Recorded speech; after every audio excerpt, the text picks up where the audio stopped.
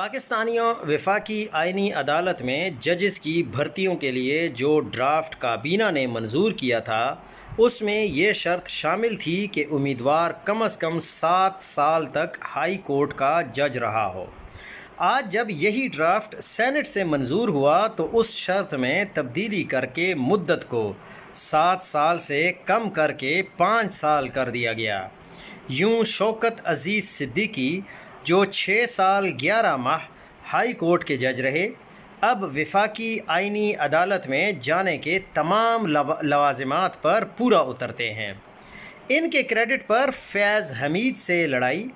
نواز شریف اور مریم نواز کو مشکل وقت میں فائدہ دینا اور اب ہائیبرڈ نظام کی مکمل خدمت سب کچھ موجود ہے، تو آپ تسلی رکھیں کہ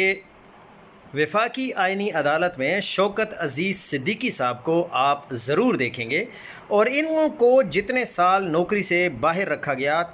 وہ سب سالوں کے سارے لوازمات